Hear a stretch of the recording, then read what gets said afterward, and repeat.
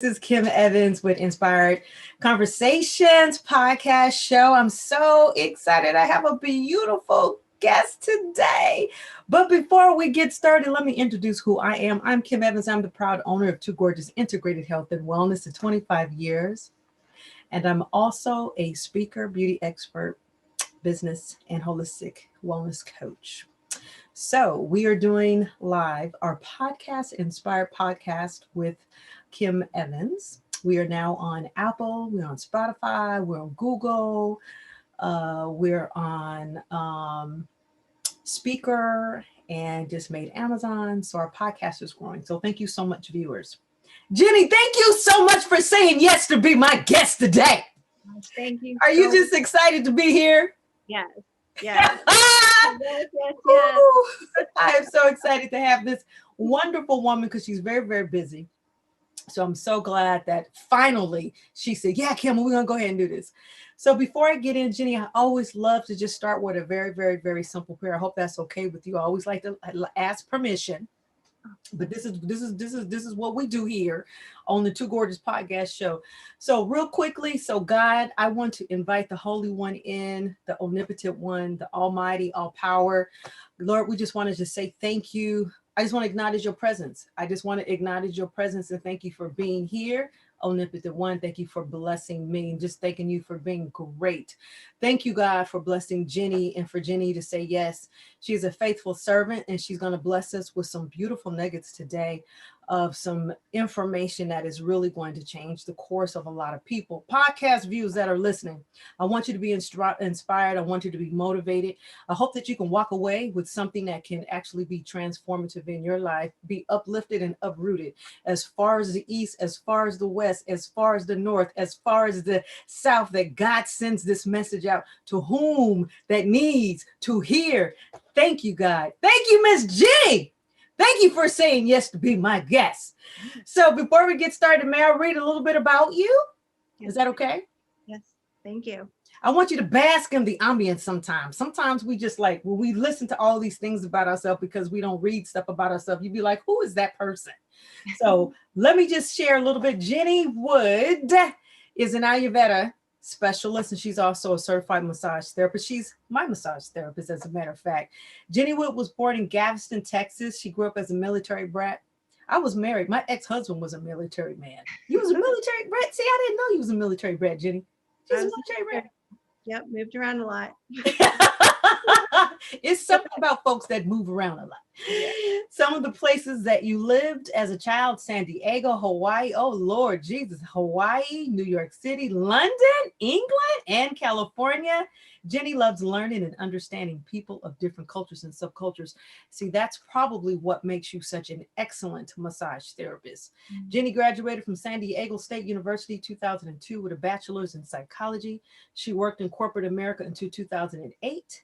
And when you were laid off from loan funding industry, wow, you were grateful to begin pursuing other interests and slowly pierce together what would become your practice. We can't wait to hear that. Oh, that is, it's so wonderful how things happen, right? And it just shapes the course of where you're about to go. She fell in love with each of the courses as she went along to yoga and Ayurveda. Jenny officially opened her own practice in 2013 in Pleasant Hill, primarily as a massage practice, but left her space as time went on last year when the lockdown happened and when COVID-19 happened. Hence, this is where we are right now. So now she is redefining herself, her practice, bringing forward more of the Ayurvedic whole body wellness tools into her online yoga classes and her one-on-one consultations. Her mission is to amplify compassion and a deep connection to the self and to support those who wish to empower themselves and others to thrive. That's my kind of solo entrepreneur woman. Welcome to the podcast show, Jenny. Woo! Take it away. Thank you. Thank you. I appreciate you having this podcast and being here and even being a mentor and a coach to me during this time. I have been inspired and I can't wait to listen to more of your podcasts, but I've already started. So, so I thank you again. And let's see, I have taken the year off since the pandemic and the lockdown started last year, but I'm like re-inspired and Mhm. reinvigorated now. Here we are in spring. So looking forward to talking about massage and the belly and Ayurveda. So our topic today is Belly's wisdom. We're just so excited to talk about self-care, Belly's wisdom, body awareness, and how Ayurveda and massage therapy can help to sustain a better health, a sound mind, and inner body wisdom. But let me just go back a little bit. Let's just take it back. Let's take it back. You being you know, a military brat. You know, how do you think that that contributed to and shaped your course of action of going into the healing arts, you moving around from country to country, from city to city, and from different kinds of states around the world? Yeah, actually, it's sort of interesting that you bring that up, but moving around a lot, um, and I don't know what it is, but I remember just having that structure and the support Mhm. of of being a military brat and having basic needs met going into like I remember actually just loving all of the care that I received, the health care that I received. I know it might sound a little bit weird, but I really enjoyed it and I enjoyed the people and I loved the food and I loved the art and New York City was a great place to live. Mm, As a kid growing up, getting the pizza and the mm. Wow. the good stuff, Chinese food, and I don't know all the different foods that I was exposed to. But I think like health wise, it's just the love of life. Hmm. Hmm. And love of the exposure. And when I actually got laid off in 2008, I had always loved health and wellness, but I didn't realize just how much Hmm. um, I was going to turn directions. And I had this opportunity, and I just kind of actually back in 2002, I was watching Oprah regularly, and she brought on a guest, Rodney Yee, and I started doing yoga way back then. Hmm. And it took me a few moments. I thought, oh, this looks like it's easy, but this deep, resounding listening that I had to start becoming aware of in my body, Hmm. uh, just something took hold inside of me. And something started to unfold over the years where I was just kind of falling in love with this stretch and listen to yourself practice. Interesting, interesting. So, what Yeah. would you say was the tipping point to say, okay, I am going to go into health and wellness? So, you were working a job, you was working on your career, you was in corporate, you got laid off, you start listening to a gentleman, and you incorporated a little bit the ideology of yoga. But what was the defining moment for you to say, you know what, I'm gonna be a massage therapist? Because I remember my defining moment. My defining moment was very evident on how I added massage therapy to aesthetics. And it's so beautiful because you will never ever see, it's very rare you see estheticians who are massage therapists, and the massage therapists who are estheticians. And then couple that as a makeup artist. So I'm a triple threat. It's just, it's not like they don't go together. It's just that when you make that marriage, you bad. It is just amazing. How did you define, or what was that tipping point that said, you know what, to define a moment? I want to go into healing. I'm going to be a healer. I am a healer, and I need to be touching and healing people. Okay. Because, and let me just quickly say, because many a times people may say, you know, I want to be a massage therapist. You know, we're in COVID, or people like, yeah, I want to define my career. But if you don't love people, if you don't have intuitiveness, if you don't have self-awareness, if you don't have self-preservation, and you cannot be a racist, you got to love people, you cannot be a sexist, you're not going to last long in this business. Yeah. So what was that thing, that tipping point that said, you know what, where you found your purpose? I am a healer. I am called to heal. And this is what I want to do. Oh This my is the gosh. practice that I want to go into. Yeah. It was okay. It was a journey because when I started and I found yoga, I knew that I discovered something new. And Okay. I'm going to take it back just a little bit. But when I was 14 years old, I got hit by a car, and I was in the hospital, and I had to be in a wheelchair for about 3 months. I had to go through some healing. Now we're talking. Now we're Yeah. talking. Yes. So during that time, I was so grateful that I was alive. Okay. Yes. There's just one. I was grateful I was alive, Yes. and that, and I came up with a bucket list of a million things I wanted to do while I had that experience. Like I was like, I'm gonna go skydiving, and I'm gonna eat spicy food, and I'm gonna, like, I wanted to live because Uh, I had like this, to me, it was like, oh, second chance, right?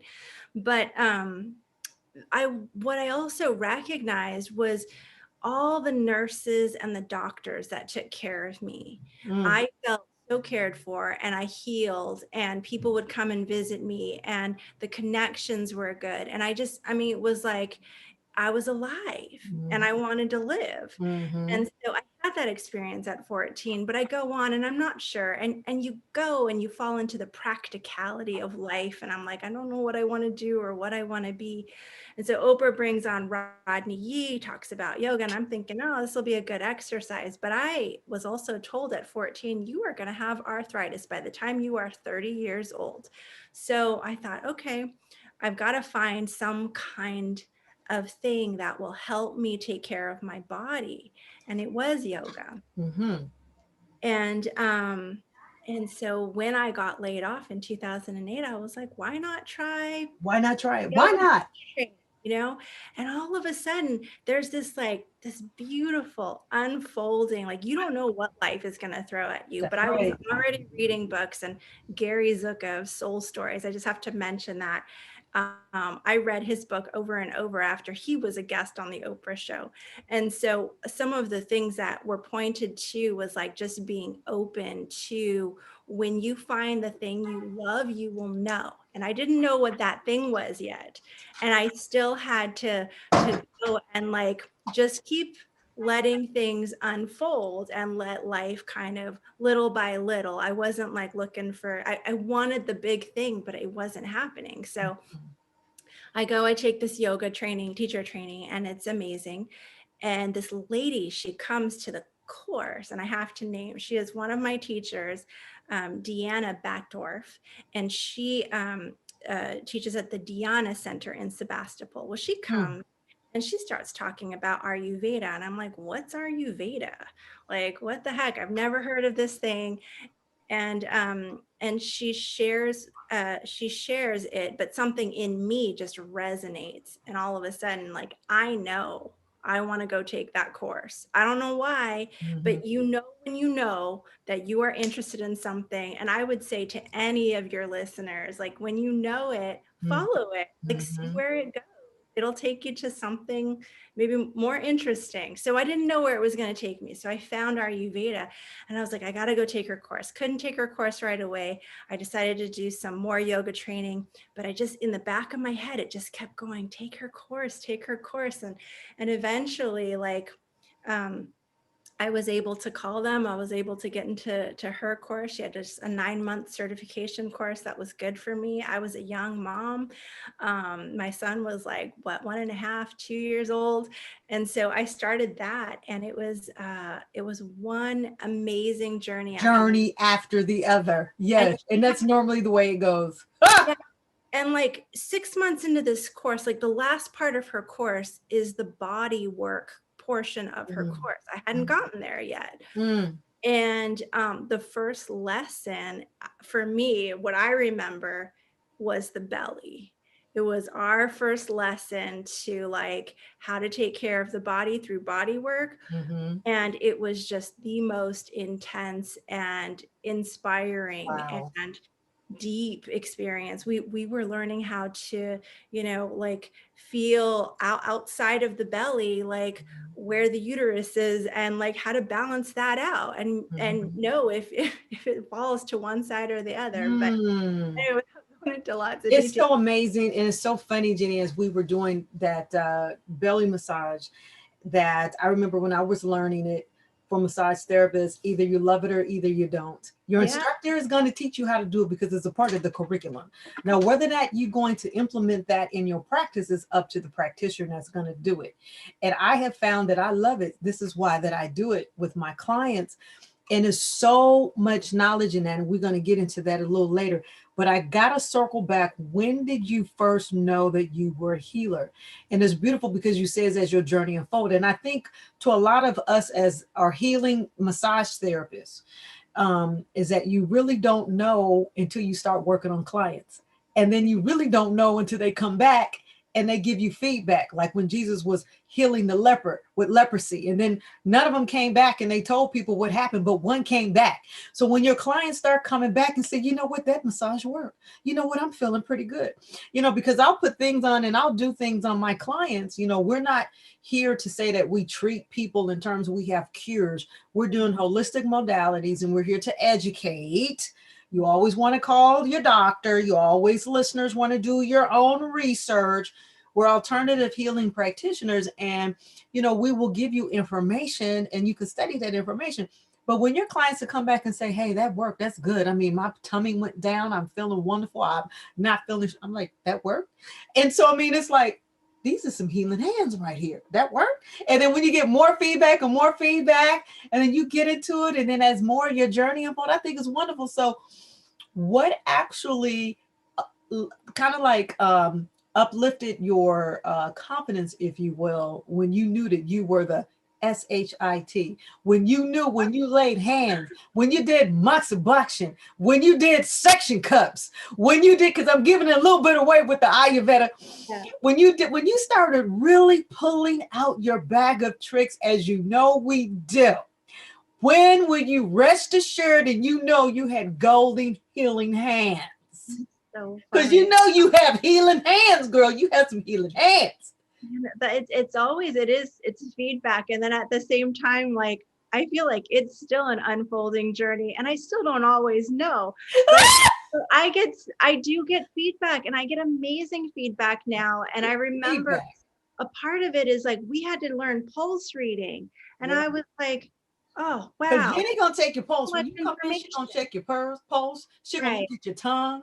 She's gonna look at your eyes. She's gonna look at your ears. She's gonna look at everything when you come to see her. And it was from that first belly lesson in my Ayurvedic class, it was still about 2 or 3 years more that I learned that I was like, oh, I have to take a massage therapy course now because I can't legally touch a person's wrist to read their pulse. Massage therapist. Exactly. So I took one massage class and it was falling in love with every class that I took. And I was like, oh my gosh, I worked on feet. Oh my gosh, I'm working on arms. Oh my gosh. And then when I got to the belly class in my massage therapy class, that's when I knew Jenny did it. But let me just give y'all a little information. Jenny did it backwards, but she did it according to how she was supposed to do it. The universe gave her. Most of the time, you're a massage therapist. You become a massage therapist, and out of that, you decide you're going to do pregnancy, you're going to do foot reflexology, you're going to do tissue, you're going to do acupressure, you're going to do Ayurveda. So you get the base in massage therapy, and as the progression unfolds and your journey unfolds, then you decide where you want to specialize. It may be Swedish, it might be Thai. Mine is deep tissue, mine is hot stone, mine is pregnancy. So you will define your own craft as you go. She started as an Ayurveda practitioner, and then she became a massage therapist. I think that's even more beautiful. That's gorgeous. I did not expect to become a massage therapist up until I was like, wow, I just keep going. I keep taking more classes. And I was still not thinking I was going to become a massage therapist. I was like, I'm still an Ayurvedic practitioner. I was like, I fell in love with massage therapy. In fact, so much so that when I opened my practice in 2013, I was like, I love massage. So I just focused on massage almost the whole time. And here I am. I'm still not living maybe into the Ayurveda so much. And I was like, yeah, I mean, I love massage therapy. I love receiving it. I love giving it. That is hilarious. I think more people should do it. I think that I think it should be a prerequisite to so many other practices I because think this is great. I need to do more podcasts on massage. Y'all massage therapists, y'all direct message me. I just like to know how you found your journey. Because the way you found yours, and we're going to get into more specifics of Ayurveda in a minute, because I think Ayurveda is really nice. And it it's is. not just Eastern, Indian, we brought it to the West. So it is formulated out there. It is derived from there, but we brought it Western Ayurveda, and it's just absolutely wonderful. I know this beautiful Ayurveda temple is in Quarter Madeira. When I was working on my master's degree, one of the instructors out there came and they taught us Ayurveda. When they taught us that, I fell in love with it. I fell in love with the oils.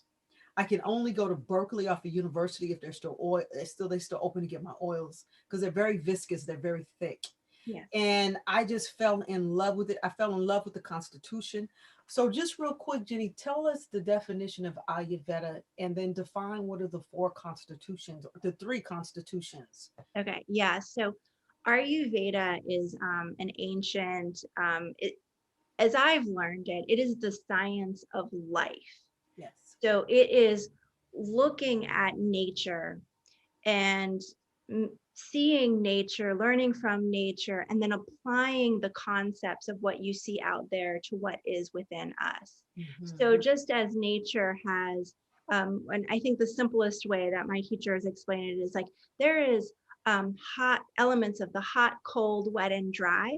I mean, there are more elements. So we'll say 5 elements. You've got air, Right. you've got ether, you've got fire, you've got water, and you've got earth. And earth. Okay. And so with those 5 elements, they were able to combine to get these, what they call constitutions or 3 doshas. And the doshas are, you've got vata, which is your air, ether. You've got pitta, which is your fire, water. And then you've got water, earth, which is your kapha. So it's pitta, kapha, and vata. Yeah. So vata, pitta, kapha, or kapha. I've heard people say and pronounce them a little differently. I'm kapha. my dosha is kapha. Is it? Okay. But you could be a combination of 2. But yeah, mine is dominant kapha. Exactly. Totally. So yeah. So and we already have language for it in our society, which I loved. The analogies that I had learned was like, okay, you've got your air ether people when they have too much of it or they're out of balance, they're airheads. Right? Like that's a symptom of like too much of it. But if you are a vata and you are in balance, you're super organized and you are a visionary, and that is creation.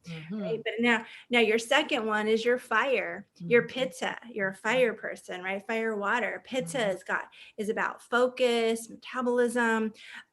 We know this as road ragers, right? People get too angry. That's too much pitta. But then, in balance, really great leadership. That is focus. So I like the balanced part of it too. That's where your gifts are.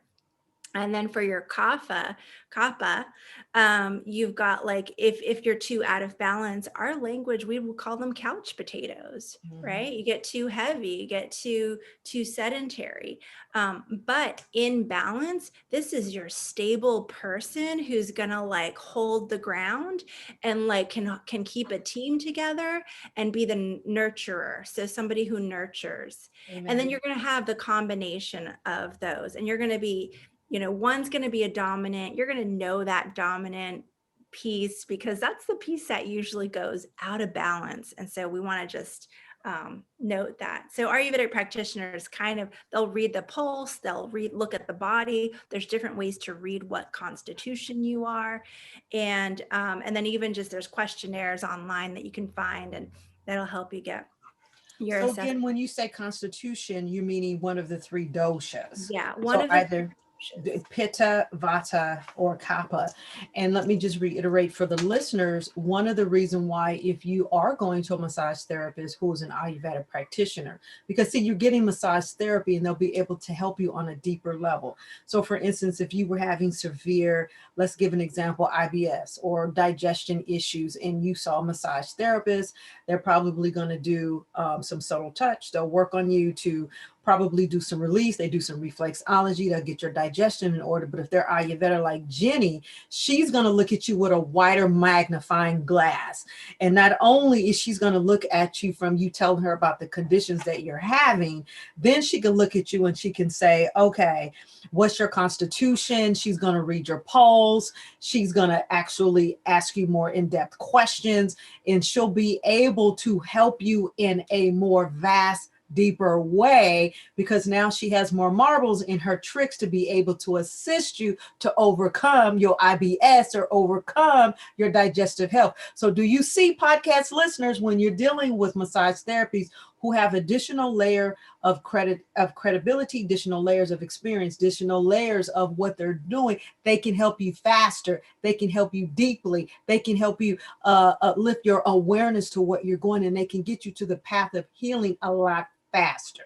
So let me just say that. So out of all that, Jenny, tell us, how can Ayurveda help with diet and nutrition? Okay.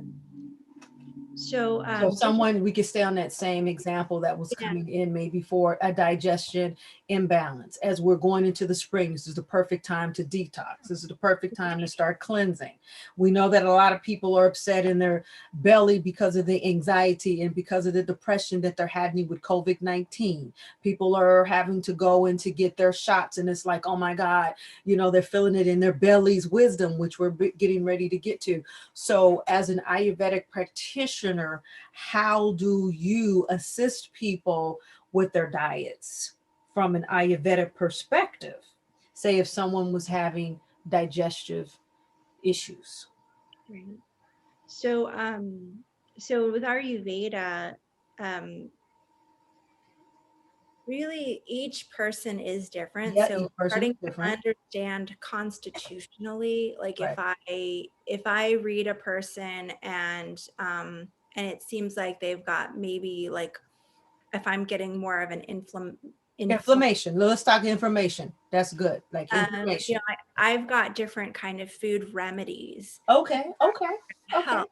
So Okay. maybe different kinds of spices are going to help. So I Okay. would maybe suggest different spices on their food or how they're cooking it. And maybe like, so that pitta person needs to kind of back off of those chips. Okay. Now we're talking. Right? And so we know that's going to be like their thing. That vata person needs to, you know, not maybe go for the popcorn as much as they want to. Mm-hmm. And then that, you know, that couch, you know, the kapha, just got Mm-hmm. to be careful that and they're not overdoing it on the ice cream. And I might There have it like is. other suggestions. I might There it be, is. I There know it you is. want the ice cream, and I'm going to tell you it's okay because there's no guilt, right? Because the Right. more we beat up on Right. ourselves, like I'd say that's even worse than like Right. actually, you know, having the ice cream or having the chips. Like be kind to yourself. That is a big piece I for me love it. process. But like, okay, let's see, what are some alternatives? Like, you know, you can make like maybe some pittas or kaffas.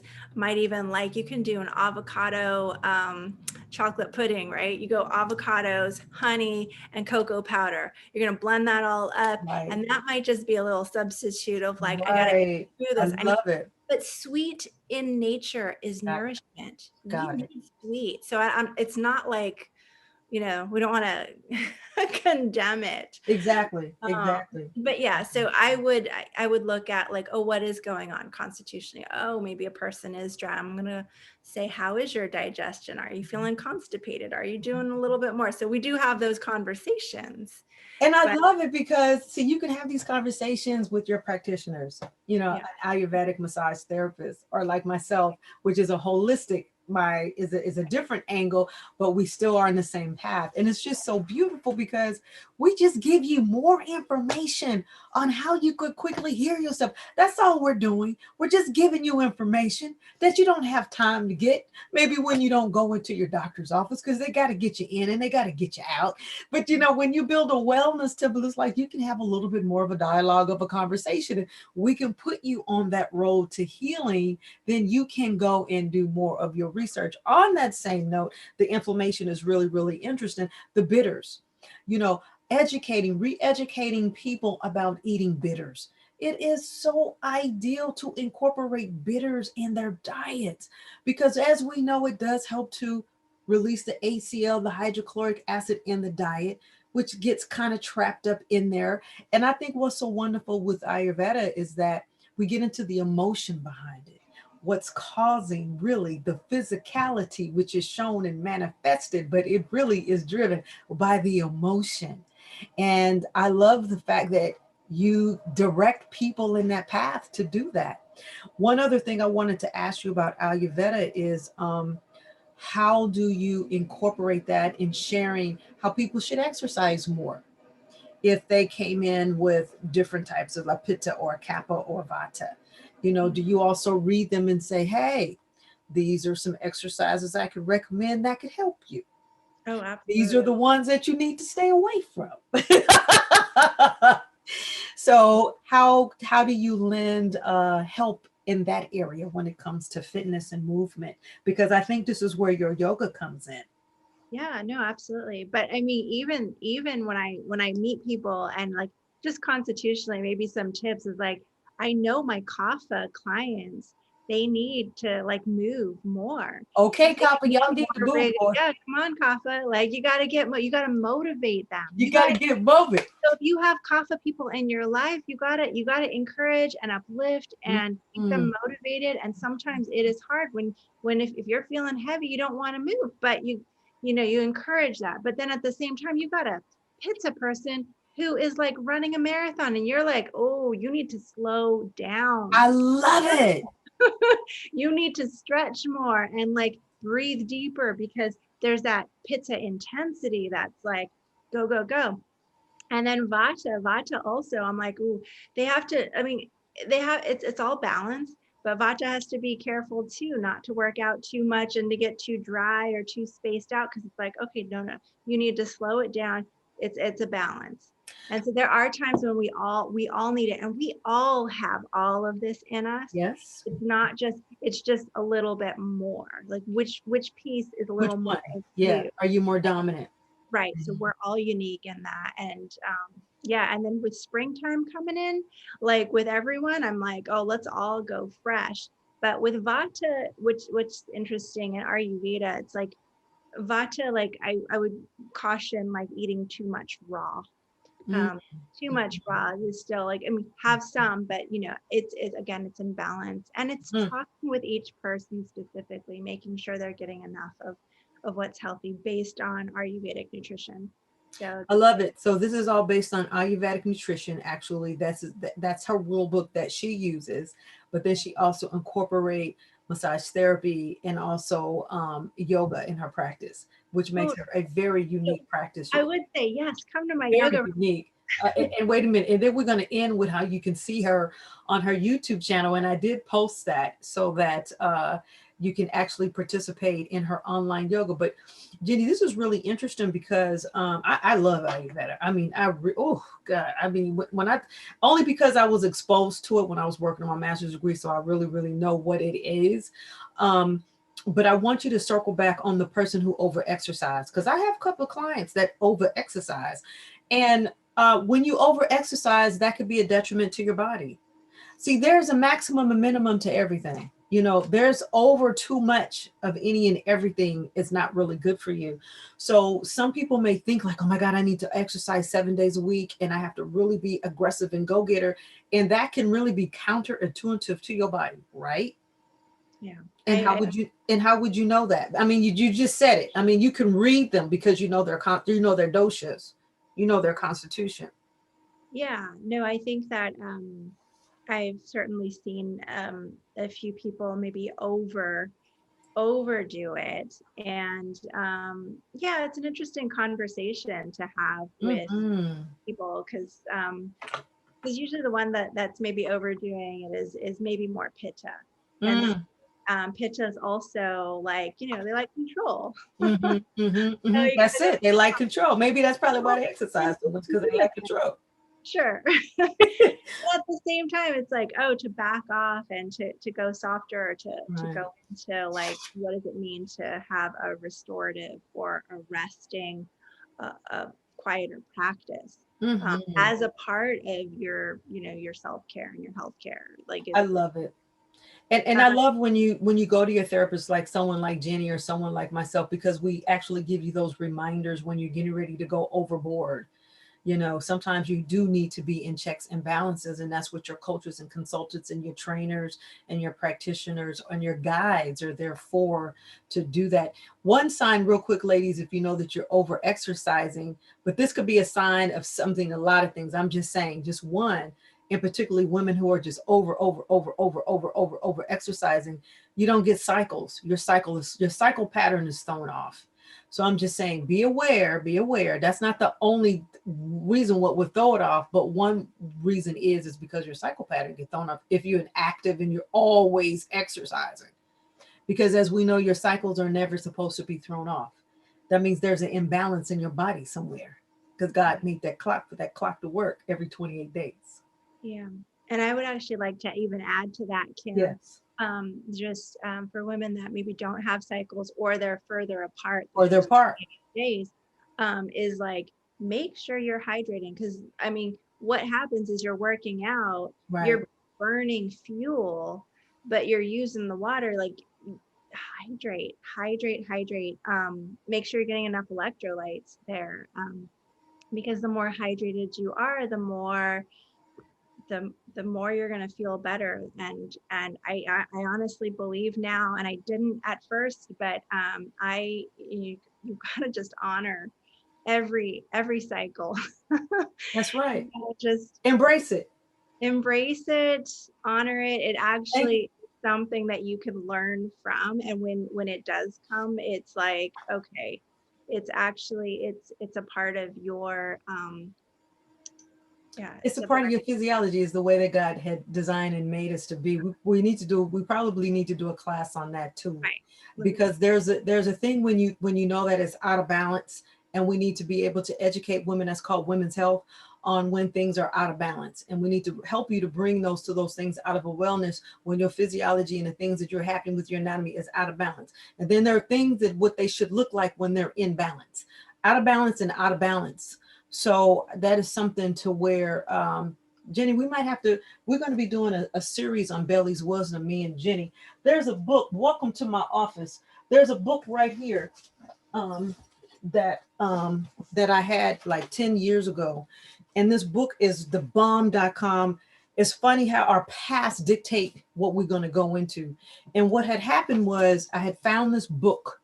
And when I read this book, I knew I was in healing. This book is called Women's Wisdom, and this is by Christiane Northrup. This book changed my life. This book right here. And she's now a retired gynecologist, and she is one of the most well-renowned gynecologists in America, in the world, Christiane Northrup. And her book still lives on today, Women's Bodies, Women's Wisdom. And all y'all need to go to, actually I'm gonna put it in my Amazon store. I'll put it in my Amazon store tomorrow, and y'all need to get this book. It's absolutely amazing, especially those that go through the change. You know, we are going to go through the change. That's another podcast we need to do, but that's a wonderful, wonderful book. um so tell us a little bit more, Jenny. Let's get into the Belly's Wisdom and how you discovered the power of that, and why that is so important, uh, for us to give honor, recognize, and to really, use that in our practice as practitioners and healers to help our clients. Why is that so important? Um, yeah, so really, in Ayurveda, I mean, we're talking mind, body, spirit. Yoga is also mind, body, spirit practice. So Ayurveda, again, it's this life science about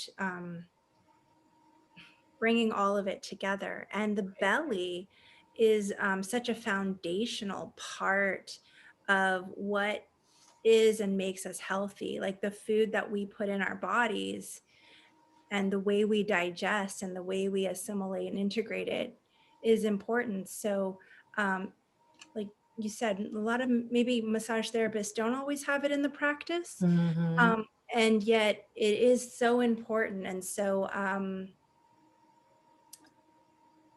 I just find like just that the circular motions, supporting digestion, self massage with it is important. Um, Hydration, hydration. hydration being the number one. Why is hydration so important to our bellies?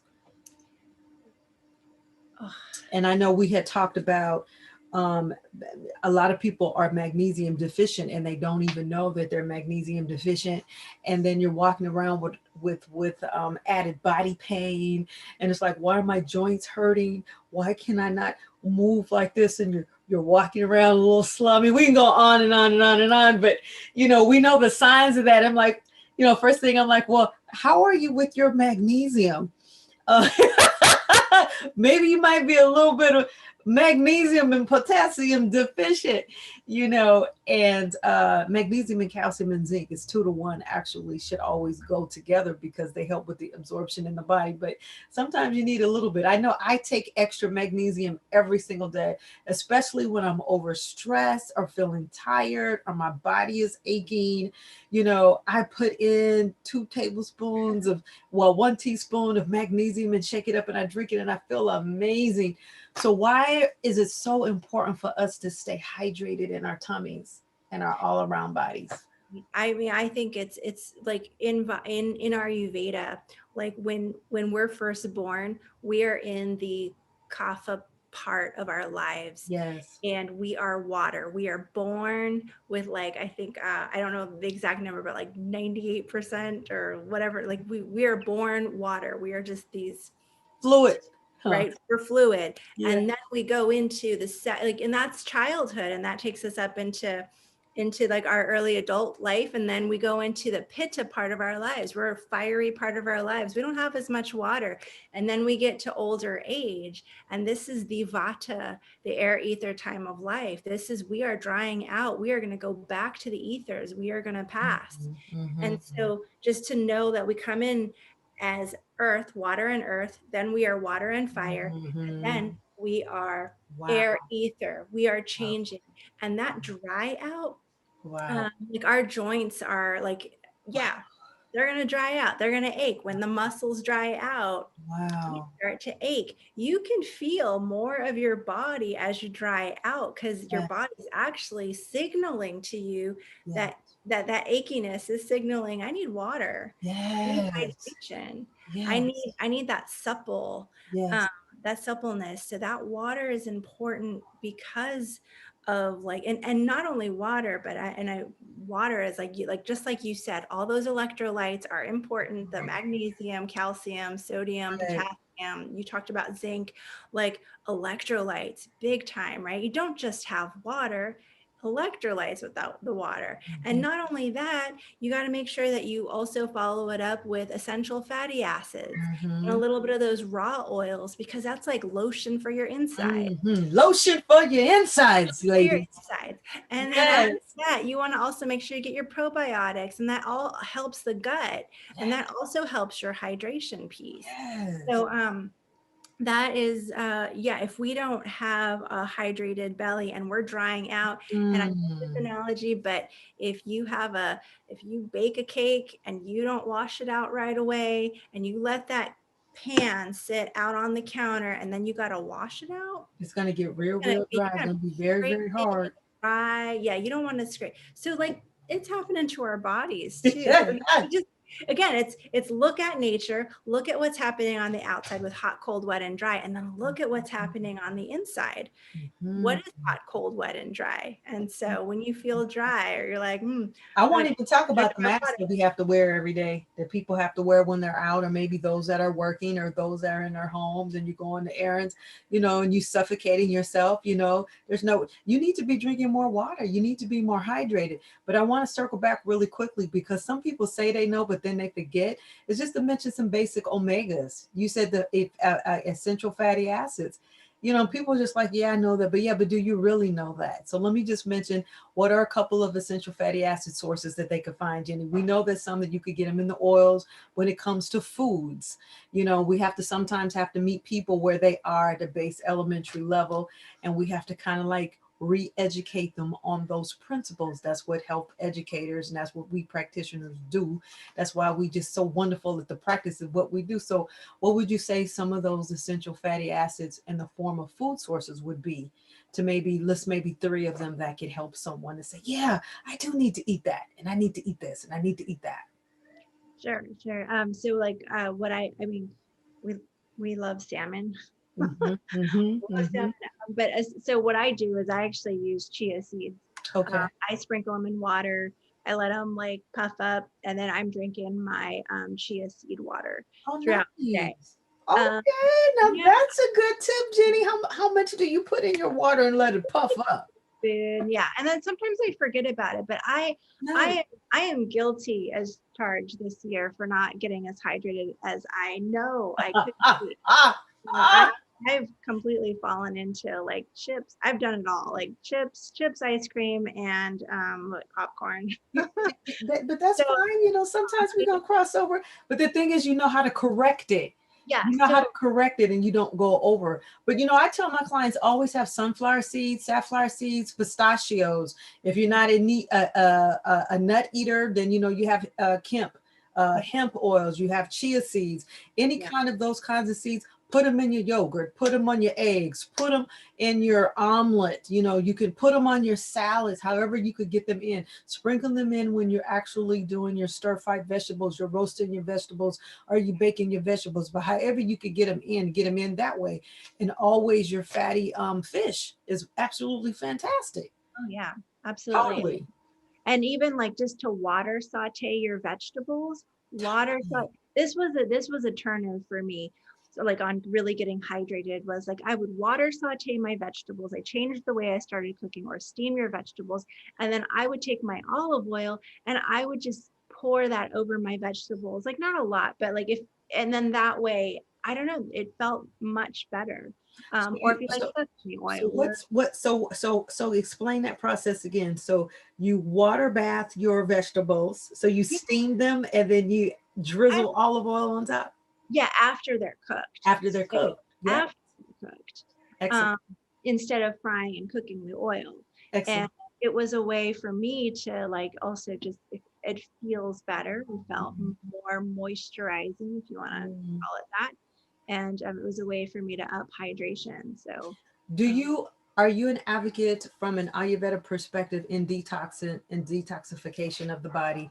We're getting ready to officially go into spring, and this is always a good time to do a shutdown of maybe 7 days, do a shutdown of 14 days if you can, when you can go on fresh fruits and veggies, and you drink as much water, and you incorporate maybe a 2 or 3 day flat fast where you don't have any food whatsoever. What's your take on detoxification of the body when it comes to during the springtime?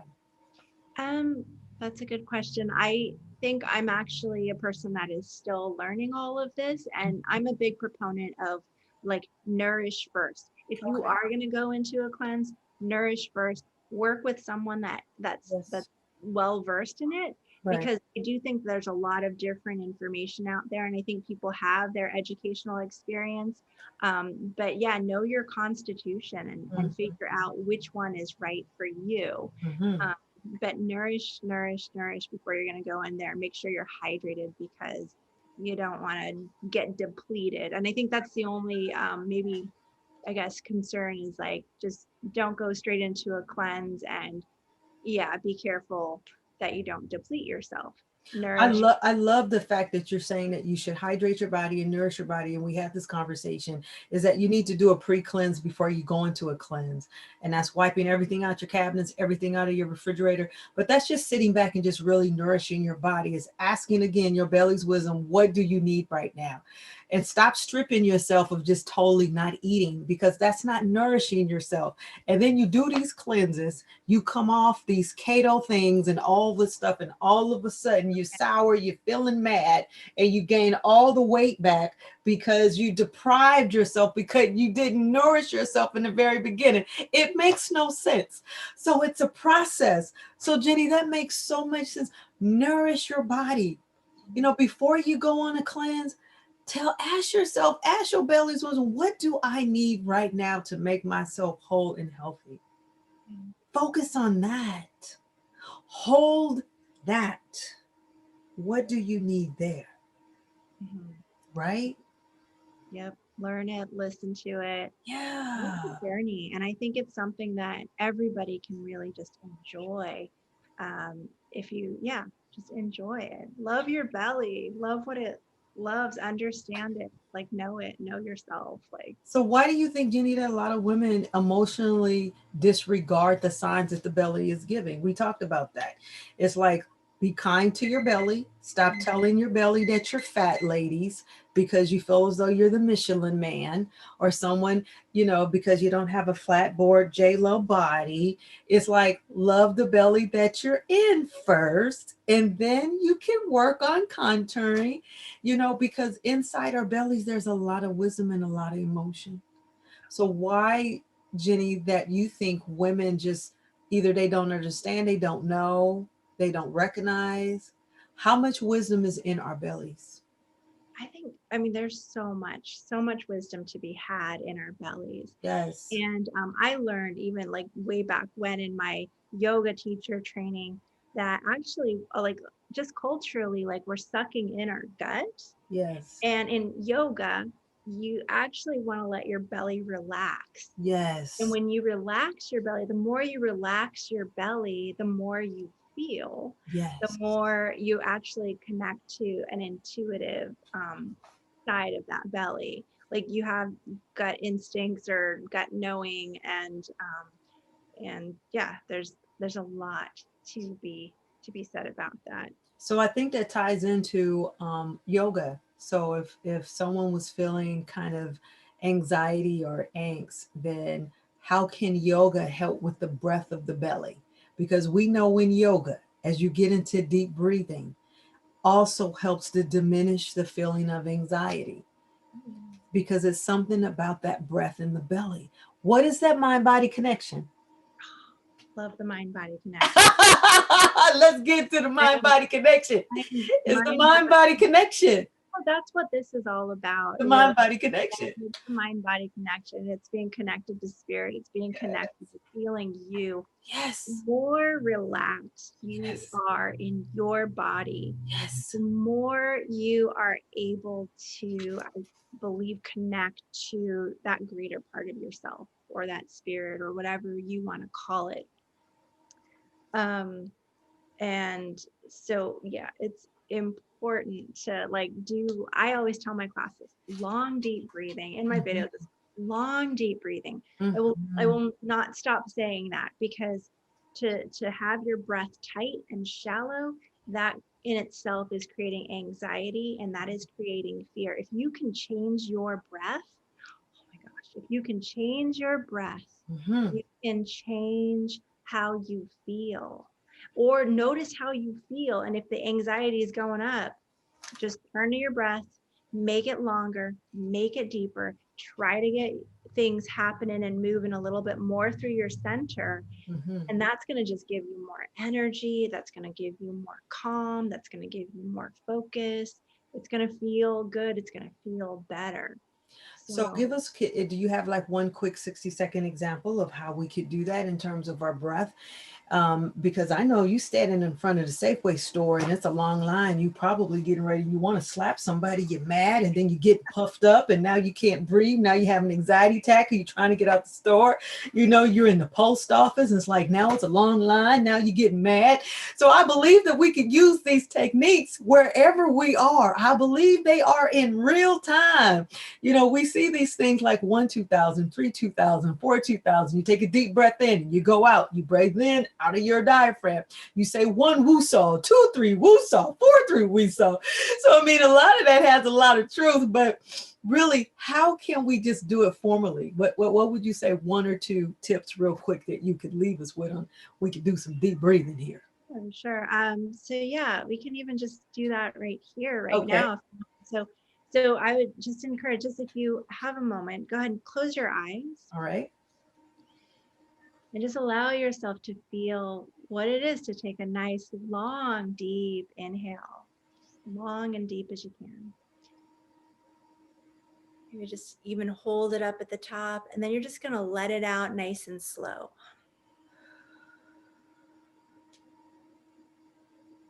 Yeah. Just do that a couple more times. Just inhaling nice and deep.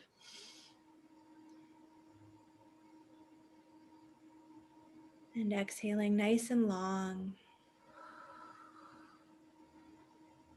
I want you to bring your awareness into your belly and into your chest. When you inhale, let the belly relax, let the chest expand. See how far you can take it.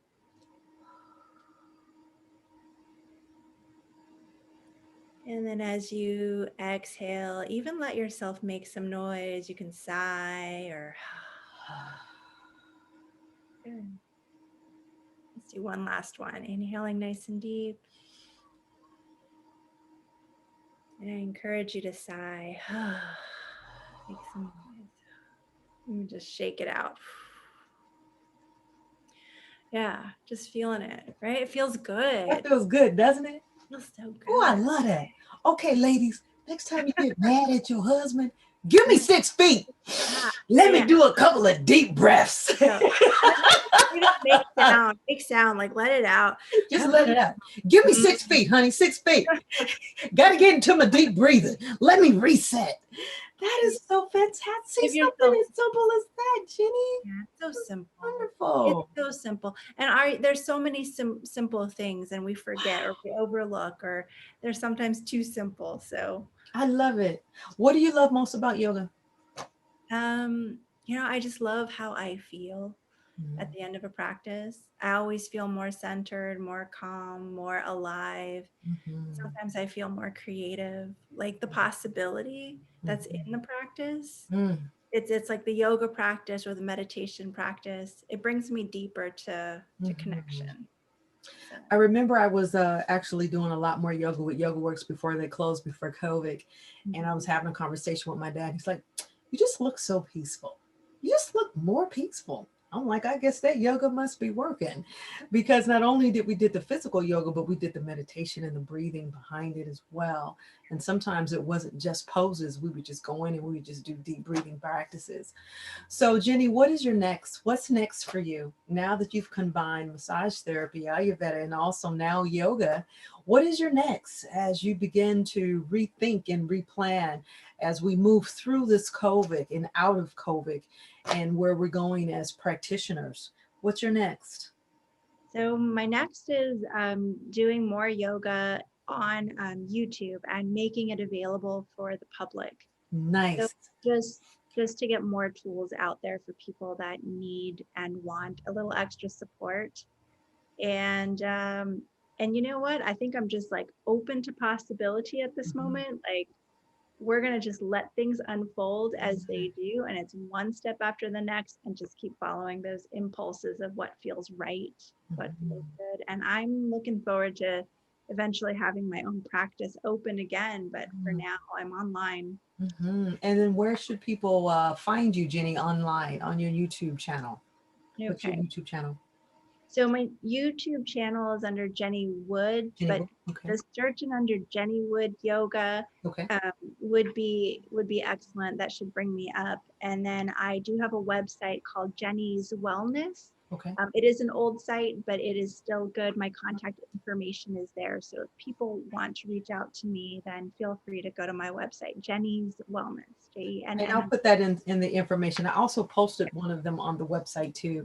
I really love the chair massage that you were doing. And I do have a request for you to actually do more of that. And if you can focus on piriformis, because a lot of people that are working from home are sitting all day, right? And they're not getting up. Their lumbar spine is very, very kind of like shortened, and you're going to constrict it, if you will, and you're getting a lot more pain here in your hip flexors, your hip joints. And so I think that would be really wonderful to maybe consider doing, a lot more stretching in that area as well. So Jenny, how often do you come online on YouTube? How often are you hosting your yoga classes? I'm going to be going on once a week. So I will maybe be posting extra videos, but for now it'll be once a week, and it'll be like, Mondays or Tuesdays. And I'll make sure they're getting posted regularly. Nice, nice, lovely. So, what would you say out of all the modalities that you work on, Ayurveda and massage therapy?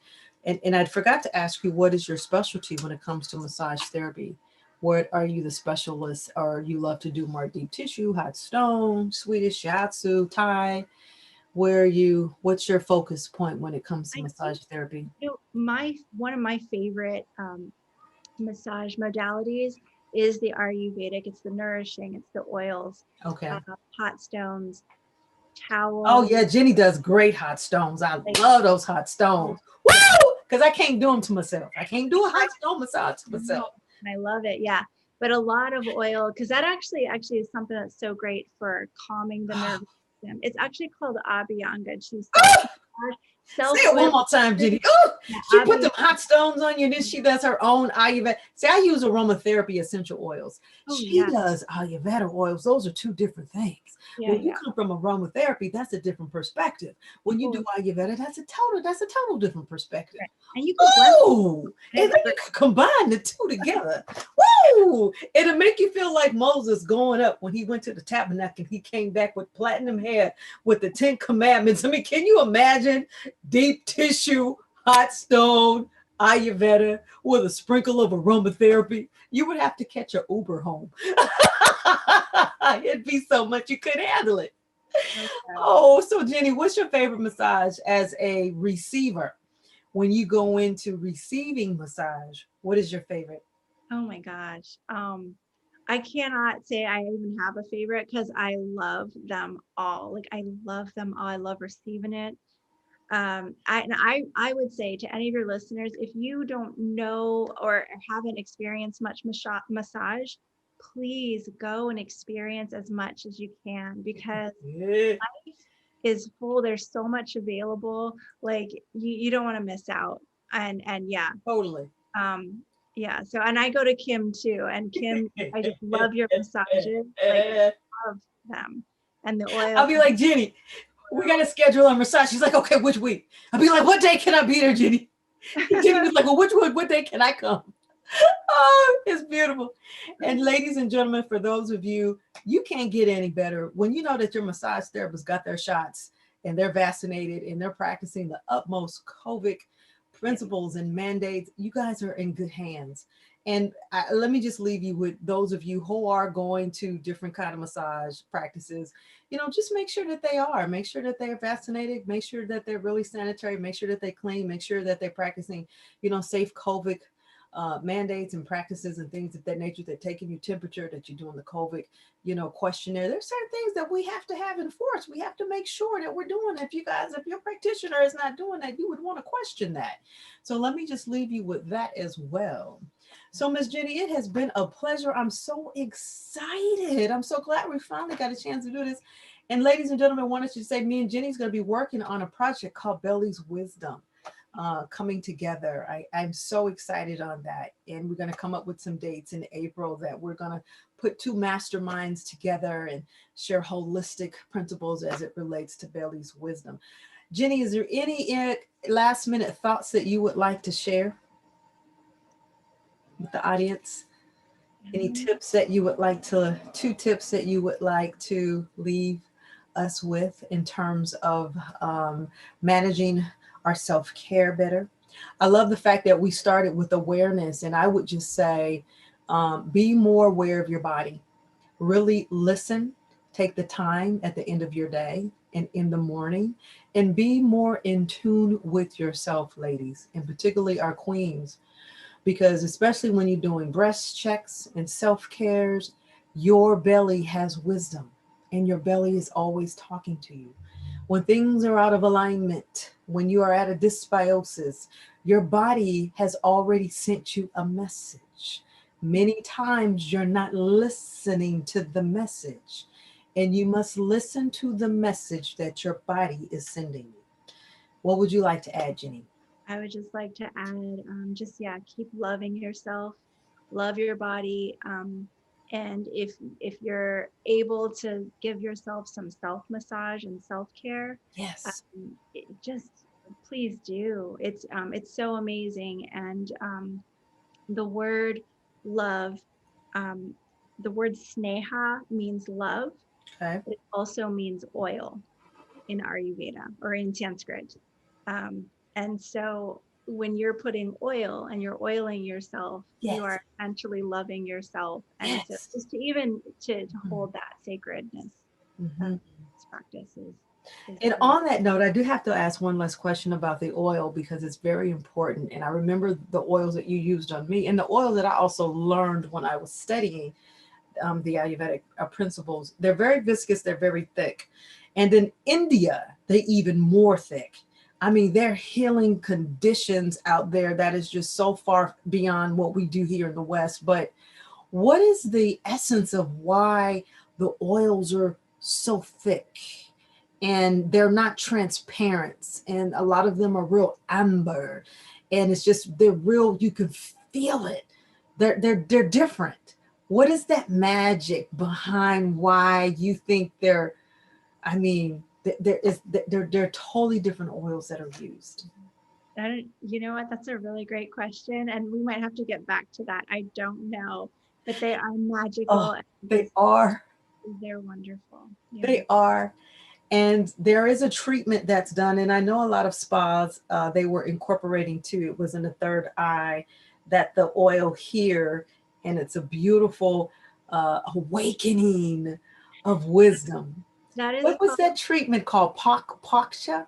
Or so that's actually called Shirodara. Shirodara, that's it, Shirodara. I was off Shirodara, but Just I look knew. at that here. This is actually my Shirodara bowl. Woo! I'm Shirodara. and it is yeah, it is a third eye oil Yes. Whew. pouring. I And have not had that done, Jenny. You might have to do that to me yes, next. yes, we'll have to do that. So you can experience that. But yeah, that is it's the third eye Mm. sacred practice. So I yeah. love it. And I love that Ayurveda, as well as we do, to work within the chakras of the body and along with the meridians. But so that's a different scope. But anyway, but Jenny, thank you so much. Thank you for coming on the show. It has been definitely a pleasure. And for those of you, I will also post Jenny's information into the information. Can you just say your YouTube channel one more time, Jenny? Because might be some eager beavers that want to go over and check you out today. Please do. Yes, it's Jenny Wood Yoga, and just type it into the search in Jenny Wood Yoga. All and right. Thank you so much, Jenny. It has been a pleasure. Thank you so much for being on the show. Inspired Conversations podcast with Kim Evans. Thank you, podcast viewers, for listening. Thank you, everybody, and God bless.